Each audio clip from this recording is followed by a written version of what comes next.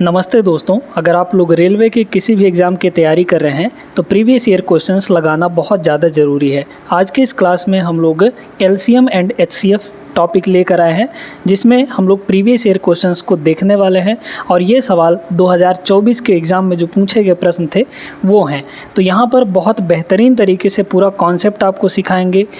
LCM और HCF में ऐसा समझ लीजिए कि ये वीडियो देखने के बाद आपको कभी भी दिक्कत नहीं होने वाली है ना। चाहे कोई भी सवाल हो आप आराम से लगा लेंगे। तो इस क्लास में बस पूरा शुरू से अंत तक बने रहना है।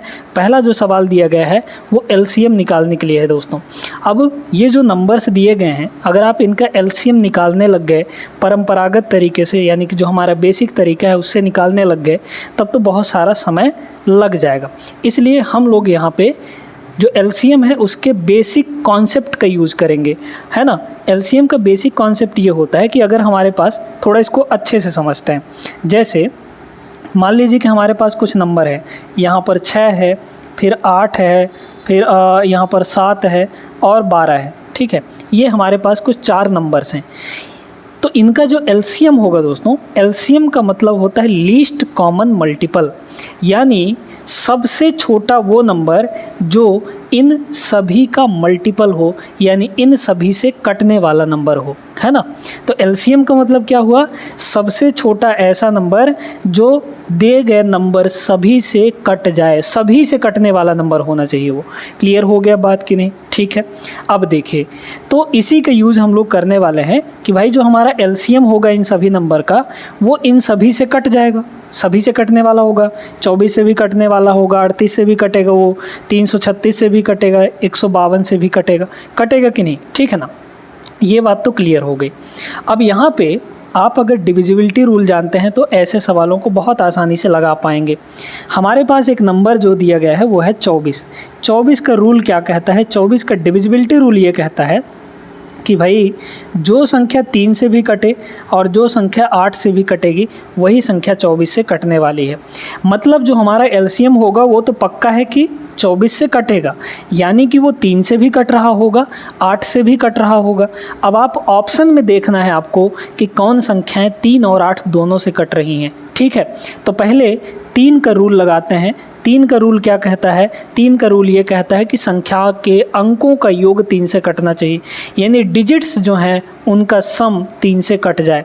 पहले वाले को चेक करते हैं। पहला वाला देखिए, 6 3 9 है ना, और ये कितना हो जाएगा भाई? देखिए ये 6 भी 3 से कट गया, 3 एकम 3, ये भी 3 से कट गया, 8 और 4 12, 12 भी आपका 3 से कट गया। तो ये हमारा उत्तर हो सकता है, अभी कंफर्म नहीं है कि होगा ही होगा। आगे देखते हैं इसको। ये 3 कट जाएगा, ये 6 भी 3 से कट जाएगा, ये 3 से कट जाएगा। ये जो 5 बचा है क्या 3 से कटेगा? नहीं कटेगा। जब ये 3 से नहीं कट रहा है तो 24 से भी नहीं कटेगा, और 24 से नहीं कटेगा तो एलसीएम कभी भी नहीं हो सकता। तो मतलब ये आंसर भी हमारा नहीं होगा। इसको देखिए, 6 3 से कट जाता है, 3 3 से कट जाता है, 6 भी 3 से कट जाता है, बचा 2 यहाँ पर। क्या 2 3 से कटता है? नहीं कटेगा, पूरी तरह डिविजिबल नहीं है। तो ये संख्या भी 3 से नहीं कटेगी, मतलब 24 से नहीं कटेगी। तो जब 24 से नहीं कटेगी तो एलसीएम नहीं होगा। ये यहाँ पर ऑप्शंस को एलिमिनेट कर रहे हैं दोस्तों। इसको देखिए, 6 4 10, 10 और 1 11, 11 और 0 11 ही होगा। तो 11 जो है क्या 3 से कटता है? नहीं कटता। तो ये भी आपका ऑप्शन नहीं हो सकता। 3 ऑप्शन कट चुके हैं, बचा एक ही ऑप्शन है, ऑप्शन नंबर ए, यही आपका करेक्ट आंसर हो जाएगा। तो डिविजिबिलिटी रूल जानने का यही फ़ायदा है कि बहुत सारे सवालों को आप ऑप्शन से लगा सकते हैं दोस्तों, ठीक है ना। इसलिए जो लोग डिविजिबिलिटी रूल अच्छे से पढ़े होते हैं उनको किसी भी सवाल को लगाने में दिक्कत कहीं भी नहीं जाती है। ये कैलकुलेशंस के ट्रिक्स हैं, जहाँ पे आपका डिजिटल सम हो गया, यूनिट डिजिट मेथड हो गया, और ये जो ऑप्शन को एलिमिनेट करने वाला है डिविजिबिलिटी रूल है, इसको भी हम लोग लगा सकते हैं। तो यहाँ से उम्मीद करते हैं कि ये सवाल आपको समझ में आ गया होगा। पहला ऑप्शन इसका करेक्ट आंसर हो जाएगा, ठीक है। आगे चलते हैं। आइए देखते हैं यहाँ पे दूसरा प्रश्न क्या दिया गया है कि एलसीएम आप 27 और n, 27 और n का एलसीएम 54 के बराबर दिया है। इनका जो मसपा है, यानी कि महत्तम समावर्त एचसीएफ जो है 27 और n का ही, वो 9 के बराबर दिया गया है। तो n का मान क्या होगा यहाँ पर? अब आपको एक तरीका बताते हैं, कॉन्सेप्ट सिखाते हैं। अगर हमारे पास 2 नंबर हैं, ठीक है, a है और b है, ए और बी हमारे पास 2 नंबर है। अगर तो इन दोनों नंबर का जो मल्टीप्लाई है वो किसके बराबर होता है? इन दोनों नंबर का जो मल्टीप्लाई है इन्हीं के एलसीएम और एचसीएफ के मल्टीप्लाई के बराबर होता है। ये आपको हमेशा ध्यान रखना है दोस्तों, ठीक है। ये कॉन्सेप्ट बहुत इंपॉर्टेंट है एलसीएम एचसीएफ के अंदर, इससे सवाल बनता ही बनता है। दो संख्याएं अगर हैं तो दो संख्याओं का जो मल्टीप्लाई होगा यानी प्रोडक्ट होगा उनके एलसीएम एचसीएफ के मल्टीप्लाई के बराबर होता है। ये आपको गांठ बांध लेनी है। यहाँ पर दो नंबर है हमारे पास 27 और n, यहाँ भी 27 और n। तो संख्याएं हमारे पास क्या क्या हो गई? 27 और n हो गया। मतलब 27 और n का जो मल्टीप्लाई है, 27 और n का जो मल्टीप्लाई है उनके एलसीएम एचसीएफ के मल्टीप्लाई के बराबर होगा। एलसीएम कितना है यहाँ पर? 54, ठीक है। इन्हीं दोनों का एलसीएम 54 है। मल्टीप्लाई एचसीएफ कितना है यहाँ पे? 9 के बराबर। बस आ गया आपका आंसर, ठीक है। देखिए 27 से ये आपका 27 दूना 54 ना, 2 बार में कट जाएगा। n की वैल्यू कितनी आ गई? 18 के बराबर। 9 दूना 18, मतलब n का जो वैल्यू होगा वो 18 हो जाएगा। ऑप्शन नंबर बी होगा। समझ में आया हो सभी को? वीडियो अगर अच्छी लग रही हो दोस्तों इस चैनल को सब्सक्राइब जरूर कर लीजिएगा यहाँ पर, और वीडियो को भी लाइक कर देना है। आगे बढ़ते हैं क्वेश्चन नंबर 3 पर। देखिएगा यहाँ पे अगला सवाल, तीसरा सवाल बहुत बेहतरीन है। अब इसके लिए भी एक बढ़िया मस्त कॉन्सेप्ट आपको बताने वाले हैं। दो संख्याओं के एलसीएम 84 दिया गया है। यदि संख्याएं 2 और 3 के अनुपात में है तो इन संख्याओं का योग क्या होगा? पहले कॉन्सेप्ट सीख लीजिए, जान लीजिए, फिर आपको ट्रिक भी बता देंगे यहाँ पर, ठीक ना। हमारे पास जो संख्याएं हैं उनका जो रेशियो दिया गया है वो कितना दिया गया है? 2 और 3 के बराबर दिया गया है ना। 2 और 3 रेशियो दिया गया है। अगर हम संख्याएं यहाँ से मानेंगे तो क्या क्या होंगे? 2x और 3x हो जाएंगे, है ना। 2x और यहाँ पर 3x के बराबर, ठीक है, यही ना होगा भाई। रेशियो अगर 2 3 दिया है तो संख्याएं 2x और 3x मान लेंगे। अब आप HCF और LCM के कॉन्सेप्ट पर जाइए। HCF क्या होता है? जो चीज़ कॉमन होता है इनमें, है ना। HCF का मतलब क्या होता है? जो चीज़ें कॉमन है। और इन दोनों में क्या कॉमन है? x यहाँ भी है, x यहाँ भी है, x ही कॉमन है, मतलब x हमारा HCF हो गया। बात करते हैं इनके एलसीएम की, ठीक है। इनके एलसीएम की बात करते हैं हम लोग। तो एलसीएम क्या हो जाएगा दोस्तों? एलसीएम के लिए क्या देखते हैं हम लोग? पहले तो कॉमन चीज़ों को देख लेते हैं। तो x यहाँ भी है, x यहाँ भी है, तो x आ जाएगा। और जो कॉमन नहीं है उनको भी मल्टीप्लाई कर देते हैं, यानी कि 2 और 3 यहाँ पर 6 हो जाएगा, है ना। तो कितना हो गया यहाँ पर? 6 × x। तो इनका इन दोनों का जो एलसीएम है वो कितना आ जाएगा? 6x के बराबर आ जाएगा। समझ पा रहे हैं कि नहीं? अब देखिए यहाँ पर डायरेक्ट तरीका देखिए। इसको अगर नहीं मानना है, वैसे भी अगर देखा जाए तो ये हमारे पास जो एलसीएम दिया गया है वो किसके बराबर? 84 के बराबर दिया है। तो 6x की वैल्यू जो है वो 84 के बराबर हो जाएगी। यानी कि जो यहाँ पे x की वैल्यू है वो कितनी हो जाएगी? कितना हो जाएगा यहाँ पे? 6 1 कम 6 और यहाँ पे 6 चौके 24, 14 हो गया। तो x मतलब HCF हमारा 14 के बराबर। अब कह रहा है तो संख्याओं का योग क्या होगा? संख्याओं का यहाँ पर योग क्या होगा? तो संख्याएं हमारे पास क्या क्या हैं? 2x और 3x हैं। 2x और 3x जोड़ दीजिए, कितना हो जाएगा? 5x हो जाएगा। तो ये हो गया 5x। ये थोड़ा सा डिटेल वाला तरीका है, एक शॉर्ट ट्रिक हम अभी आपको बताने वाले हैं। तो ये हो गया 5 × x की वैल्यू 14, मतलब कितना आ गया? 70 के बराबर। तो दोनों संख्याओं का योग 70 होगा। ऑप्शन नंबर सी हो जाएगा। अब सुनते जाइए, यहाँ पर क्या दिया है? 2 संख्याएं दिया है। तरीका सीखिए, मतलब ट्रिक सीखिए। 2 और 3 दिया गया है ना, 2 और 3 दिया गया है। हमारे पास जो एलसीएम दिया है वो कितना दिया है? 84 के बराबर। आप क्या करिए, जो अनुपात में संख्याएं दी गई हैं उनका एलसीएम ले लीजिए, अनुपात का ही एलसीएम ले लीजिए। तो 2 और 3 का एलसीएम कितना होगा? चूंकि इसमें कुछ भी कॉमन नहीं है तो कितना हो जाएगा? 2 3 6 हो जाएगा। इस 6 की जो वैल्यू है, रेशियो में एलसीएम 6 आ गया। एक्चुअल में जो एलसीएम है वो कितना दिया है? 84 के बराबर। तो 6 की वैल्यू 84 हो गई। तो 1 की वैल्यू कितनी हो जाएगी? 1 की वैल्यू हो जाएगी यहाँ पर 14 × 84, है ना। तो अगर दोस्तों आपको पूछा जाता कि भाई HCF क्या होगा, इसी में अगर HCF पूछ लेता तो HCF क्या हो जाता? इस 2 और 3 में क्या कॉमन है? एक ही ना कॉमन है। तो 1 की तो वैल्यू 14 आई है, मतलब ये हमारा क्या होगा? HCF हो जाएगा। क्या होगा? HCF हो जाएगा, यानी जो चीज़ कॉमन है। समझ में आया? अब इसके बाद हमको क्या पूछा है? यहाँ पर संख्याएं निकालने के लिए। तो संख्याएं कैसे निकालेंगे? अगर पूछा जाता संख्याएं ठीक है, दोनों संख्याएं कौन कौन सी हैं। तो संख्याएं कैसे निकाल लेते, डायरेक्टली। संख्याएं निकालने के लिए आपको क्या करना है, अनुपात दिया है 2 और 3 का, है ना, और HCF हमने निकाला है कितना, यहाँ पर 14 के बराबर, HCF 14 के बराबर निकाला है। HCF का ही दोनों संख्याओं में मल्टीप्लाई कर दीजिए, आपको दोनों नंबर मिल जाएंगे।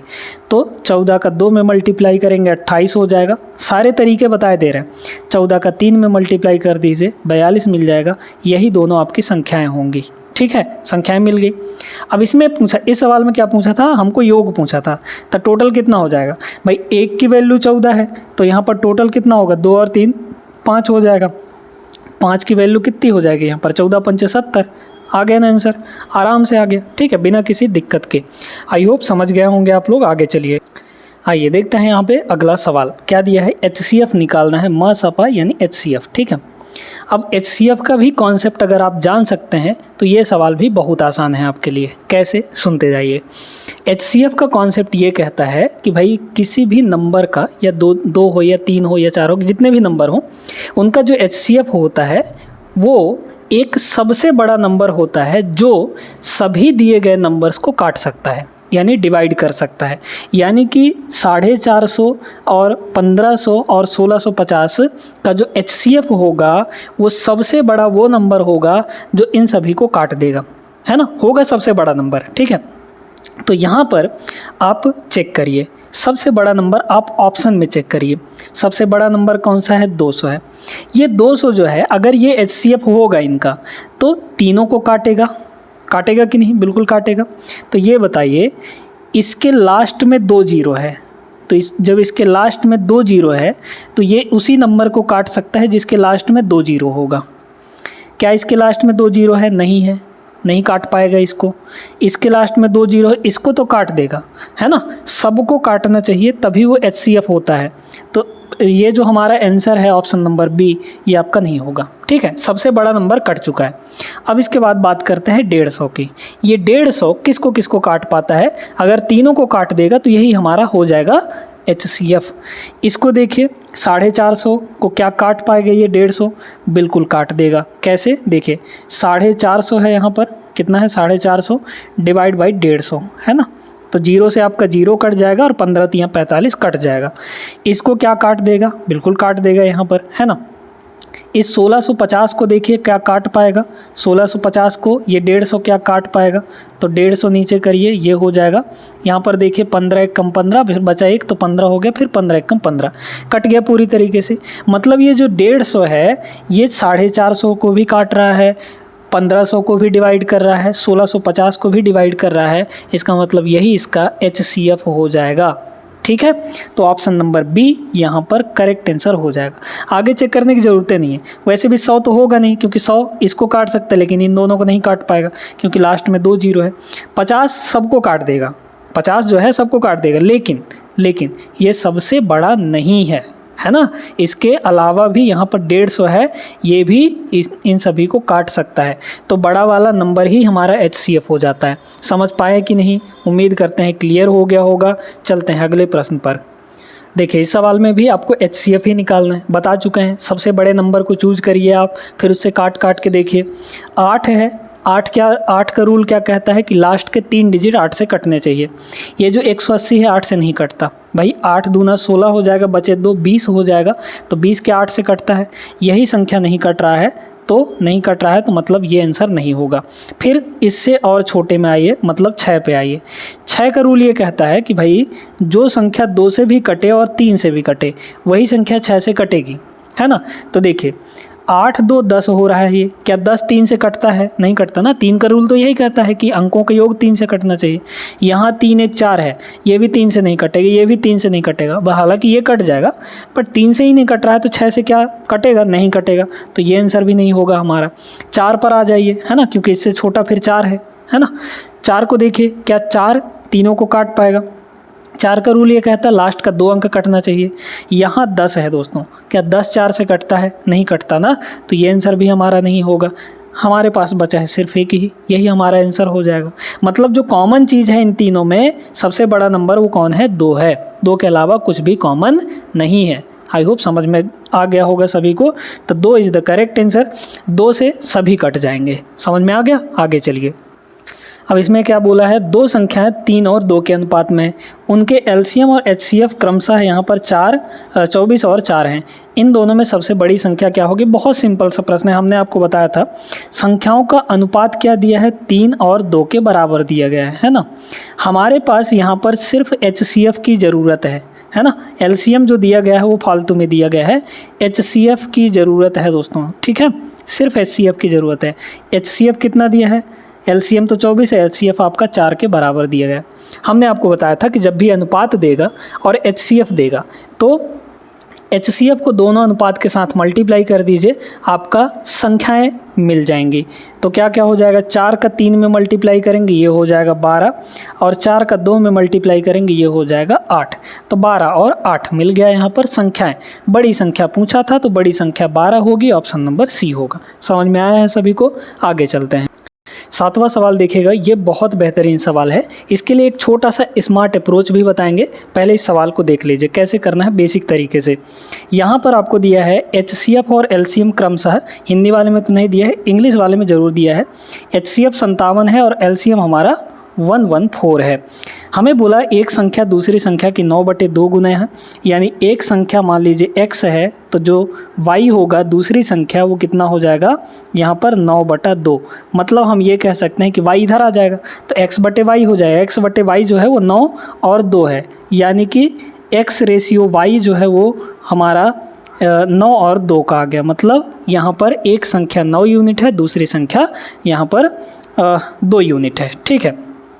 अब देखिए यहाँ पर अगर हम संख्याएं माने तो संख्याएं क्या होंगी, एक हो जाएगा 9a कह सकते हैं और दूसरा हो जाएगा 2a हो जाएगा, है ना।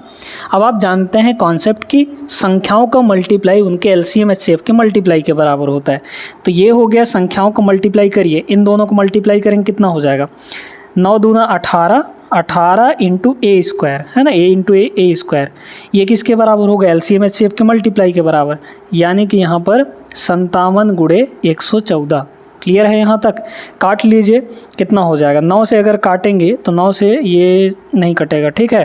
19 3 57, 3 से ज़रूर कट जाएगा, 3 से इसको काटिए, 3 छक्के 18, ये हो जाएगा आपका 19, और 6 से इसको काट देंगे हम लोग, 6 से इसको काटिए तो 6 कम 6 बचा आपका 5, तो यहाँ पर 6 नहीं हो 54, 19 आ गया। तो ए स्क्वायर की वैल्यू 19 इंटू 19 है, मतलब ए की वैल्यू कितनी हो जाएगी, √19 इंटू 19, तो एक 19 वहाँ से कॉमन आएगा, मतलब कि 19 आ जाएगा। तो ए की वैल्यू 19 हो गई। हमें बड़ी संख्या पूछा था तो बड़ी संख्या 9 इंटू ए है, तो यहाँ पर 9 इंटू 19 यानी कि a की वैल्यू 19 है, तो 19 गुणे 9 करेंगे 171 आ जाएगा, ठीक है। 171 ऑप्शन नंबर डी इसका करेक्ट आंसर है, ठीक है। इतना करने की ज़रूरत आपको बिल्कुल भी नहीं थी। तो कैसे करेंगे सुनते जाइएगा। यहाँ पर ये बताइए कि हमारे पास दोनों संख्याओं का रेशियो कितना आया है, 9 और 2 आया है। बड़ी संख्या पूछा था यानी कि 9 यूनिट का वैल्यू पूछा था, है ना। मतलब जो हमारा बड़ा संख्या होगा वो 9 गुना आएगा किसी न किसी संख्या का, यानी 9 का मल्टीपल होगा। 9 का मल्टीपल चेक कर लीजिए कौन सा ऑप्शन है। 9 का मल्टीपल होने का मतलब ये है 9 से कटने वाला नंबर। 9 से वही संख्या कटता है जिसके अंकों का योग 9 से कटे। देखिए यहाँ पर 4 2 6 1 7, क्या 7 9 से कटता है? नहीं कटता, तो ये आंसर नहीं हो सकता आपका। यहाँ 4 5 9 1 10, 10 9 से नहीं कटता, तो ये आंसर भी नहीं हो सकता आपका। यहाँ देखिए 8 6 14 1 15, 15 भी 9 से नहीं कटता, तो ये आंसर नहीं हो सकता आपका। यहाँ देखिए 7 1 8 1 9, 9 जो है 9 से कट जाता है, मतलब एक ही आंसर है जो 9 से कटने वाला है, वही हमारा आंसर हो जाएगा। समझ पा रहे हैं कि नहीं? उम्मीद करते हैं क्लियर हो गया होगा। तो इससे भी आसान तरीका तो ये वाला है, डिविजिबिलिटी रूल वाला। आगे चलिए अगले प्रश्न पर।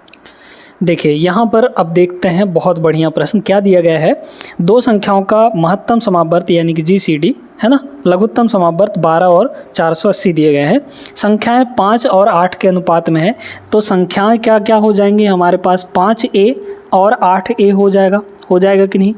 इन दोनों का मल्टीप्लाई आप जानते हैं LCM HCF की मल्टीप्लाई के बराबर होता है, यानी ये हो जाएगा HCF और LCM का मल्टीप्लाई, ठीक है। उसी तरीके से आपको लगाना है पिछले प्रश्न जैसा। काट दीजिए इसको, 8 से ये कट जाएगा, 8 छक्के 48 यानी 60 आ गया, और 5 से ये कट जाएगा, आपका 12 आ गया है ना। तो यहाँ पर हो गया ए स्क्वायर की वैल्यू 12 इंटू 12, तो ए की वैल्यू हो जाएगी सीधे सीधे 12। यहाँ तक समझ में आ गया होगा। हमें क्या चाहिए था, दोनों संख्याओं के बीच का अंतर। पहली संख्या हमारे पास 5a था, दूसरी संख्या 8a था, दोनों का डिफरेंस कितना है देख लीजिए, 3a के बराबर है। तो 3a यानी कि हमारे पास 3 इंटू ए की वैल्यू 12 है, तो 12 3 36 आ जाएगा, ऑप्शन नंबर ए होगा। सिंपल सा प्रश्न था, पिछले सवाल जैसा ही। आई होप समझ गए होंगे आप लोग। आगे चलते हैं प्रश्न नंबर 9 पर। अब यहाँ पर थोड़ा सा अलग टाइप के प्रश्नों को हम लोग देखते हैं। कपड़े के 2 टुकड़ों की लंबाई 96 मीटर और 144 मीटर है, ठीक है। यहाँ पर 96 मीटर पहले टुकड़े की लंबाई और दूसरे टुकड़े की लंबाई 144 मीटर है। हमें कह रहा है कपड़े की अधिकतम लंबाई कितनी है जिसे बिना किसी शेष के दोनों टुकड़े से समान रूप से काटा जा सकता है। तो यहाँ पर ऐसे केस में हम लोग ले लेते हैं HCF। क्या करना है आपको, HCF लेना है। तो यहाँ पर देखिए इन दोनों का HCF कितना आ जाएगा। पहले तो इन दोनों का डिफरेंस ले लीजिए। HCF निकालने का सबसे बढ़िया तरीका होता है कि डिफरेंस ले लेना है आपको, है ना। तो इन दोनों का डिफरेंस लीजिए, कितना हो जाएगा, यहाँ पर ये हो जाएगा 14 में से 6 गया तो ये हो गया 8, और यहाँ पर बचा आपका 13 में 9 गया तो ये हो जाएगा 4, 48 हो गया, ठीक है 48। तो अब जो HCF होगा हमारा वो या तो 48 ही होगा या फिर इसका कोई फैक्टर होगा, है ना। तो 96 तो हो नहीं सकता क्योंकि ये बड़ा है ना, इससे छोटे ही कोई नंबर होंगे, तो या तो 48 होगा। आप चेक कैसे करेंगे, देखिए अब ये देखना है कि ये 48 जो है इन दोनों को काट देता है कि नहीं। अगर काट दिए तो यही HCF हो जाएगा, मतलब यही हमारा आंसर हो जाएगा। तो 48 दूना 96 आप जानते हैं, और 48 तियाँ यहाँ पर 144 ये भी होता है। तो 48 जो है 96 को भी काटा, 144 को भी काटा, यानी यही हमारा HCF हो जाएगा। तो HCF हमारा 96 और 144 के HCF क्या आ जाएगा, 48 के बराबर, और यही हमारा आंसर होगा, ऑप्शन नंबर डी। समझ गए, उम्मीद करते हैं क्लियर हो गया होगा। भाई देखिए ना, यहाँ पर क्या बोला है, कपड़े की अधिकतम लंबाई कितनी है जिसे बिना किसी शेष के दोनों टुकड़ों से समान रूप से काटा जा सकता है। शेष नहीं आना चाहिए और हमारा कपड़ा बराबर बराबर भागों में बट जाए। भाई 48 से ये 96 जो है 96 मीटर कपड़ा अगर 48 मीटर का काटेंगे तो 2 बार कट जाएगा, ठीक है। और अगर 144 मीटर वाले कपड़े को 48 मीटर के में काटेंगे तो 3 भाग में कट जाएगा, शेष भी नहीं बचेगा हमारा, है ना। बोला है ना शेष नहीं बचना चाहिए। तो ऐसे केस में हम लोग HCF लेते हैं। क्लियर हो गया, आगे चलिए। बहुत बढ़िया प्रश्न है दोस्तों। इस टाइप के सवाल भी आपसे पूछे जाते हैं जहाँ पे घंटियों का बजना हो गया या फिर रेलवे क्रॉसिंग हो गया, इस तरीके से जो हमारे सवाल होते हैं वो बनते हैं। क्या बोला है, 5 घंटियाँ शुरुआत में एक साथ बज जाती हैं, फिर वो क्रमानुसार पहली घंटी 4 सेकंड बाद बजती है, दूसरी घंटी यहाँ पर 8 सेकंड बाद बजती है ना, 8 सेकंड बाद बजती है, तीसरी घंटी 12 सेकंड बाद बजती है, फिर चौथी घंटी यहाँ पर 16 सेकंड में बजती है, हर एक 16 सेकंड में बजती है, और जो 5वीं घंटी है वो हर एक 20 सेकंड में बजती है ना। कह रहा है यदि वे 12 PM पर यानी दोपहर 12 बजे एक साथ बजना शुरू करती है, मतलब एक साथ 12 PM पर बजी थी, तो 12 PM से 3 बजे के बीच में कितनी बार टोटल यहाँ पर बज जाएंगी। समझ में आ गया, अच्छे से देखिएगा, ध्यान से समझिएगा इस सवाल को क्या कह रहा है। अगर हम बात करें कि कितने सेकंड बाद ये फिर से बजेंगी, है ना, एक साथ, पहले तो एक साथ बज चुकी, अब कितने सेकंड बाद फिर से बजेंगी। तो ऐसे में हम क्या करेंगे, इन सभी का ले लेंगे LCM, उतने ही सेकंड बाद यहाँ पर बज जाएंगे। 4, 8, 12, 16, 20 का LCM ले लेंगे, कितना आएगा। देखिए यहाँ पर 8 और 16 का LCM 8 ही होता है, 16 होता है, तो 8 को काट दीजिए। 4 और 12 का LCM 12 हो जाएगा, काट दिए, ठीक है, 4 को कट गया, है ना। अब देखिए इनका 12 और 24 या फिर 12 और 16 का LCM, 12 और 16 का LCM कितना आ जाएगा, 12 चौके 48, 16 3 48, मतलब इन दोनों का LCM 48 आ गया, ठीक है। अब हमें 48 और 20 का LCM चाहिए, क्या हो जाएगा, है ना। 48 और 20 का एलसीएम क्या क्या कॉमन निकाल सकते हैं, 4 कॉमन आ सकता है ना। 4 अगर इसमें से कॉमन लिए हैं तो 12 बचेगा, और यहाँ से 4 कॉमन लिए हैं तो 5 बचेगा, है ना। अब देखिए 12 और 5 के एलसीएम, इनमें कुछ कॉमन नहीं है तो इनका मल्टीप्लाई ही एलसीएम बनेगा। 12 पंचे 60, 60 गुणे 4 करेंगे तो 6 चौके 24, 240 आ जाएगा। तो 240, इन सभी के एलसीएम कितना आ गया, 240। तो 240 सेकंड बाद दोस्तों यहाँ पर फिर से वो एक साथ बजेंगी। समझ में आया। 240 सेकंड को मिनट में बदल लीजिए, ठीक है। देखिए यहाँ पर अगर मिनट में हम लोग बदलेंगे तो 60 से डिवाइड करना पड़ेगा, 60 से डिवाइड करेंगे तो 6 चौके 24 यानी 4 मिनट आ गया। मतलब हर एक 4 मिनट के बाद वो बजेंगी एक साथ। तो पहले बजी थी यहाँ पर 12 बजे, अब कह रहा है 12 से 3 के बीच में कितनी बार बजेंगी, है ना। तो 12 से 3 के बीच में आप देखिए कितने घंटे हो गए टोटल, है ना। 12 से 1 घंटा, 1 से 2 घंटा, 2 से 3 घंटा, यानी कि टोटल 3 घंटा हुआ। और 3 घंटे के मतलब 3 घंटे का मतलब कितना हुआ टोटल यहाँ पर 6 त्रिक 18, 180 मिनट, है ना। 3 घंटे का मतलब 180 मिनट। तो इस 180 मिनट में कितनी बार बच जाएंगी भाई, हर एक 4 मिनट के बाद एक बार बचती हैं। तो इस 180 में 4 मिनट से डिवाइड कर दीजिए, और पूरी कितनी बार जा रहा है उसको काट देख लीजिए, आप कहा जाएगा आंसर कि कितनी बार बज रही हैं। 4 से काटेंगे, 4 चौके 16, ठीक है। बचा 2 यहाँ पर, तो कितना हो जाएगा, 4 चौके ये हो गया 16 आपका, और फिर बचा 2 तो 20 हो गया, 4 पंचे 20 हो गया। मतलब यहाँ पर हो गया दोस्तों आपका 45, सॉरी मिनट नहीं 45 बार, ठीक है 45 बार। लेकिन सुनिएगा, 45 बार तो बीच में हो गई, ठीक है 45 बार यहाँ पर बीच में हो गई, लेकिन एक बार शुरू में भी तो बजा था, यानी 45 और 1 कितना हो जाएगा 46। Option number D is the correct answer. I hope सभी लोग समझ गए होंगे। चलते हैं यहाँ पर अगले प्रश्न पर। अगला सवाल देखते हैं। आरआरबी जेईई 2024 का सवाल है। क्या दिया गया है, 3 कंपनियों के सायरन शुरू में एक साथ बजते हैं। सेम वैसा ही सवाल है। फिर क्रमशः 12 मिनट, 16 मिनट, 20 मिनट के अंतराल पर बजते रहते हैं।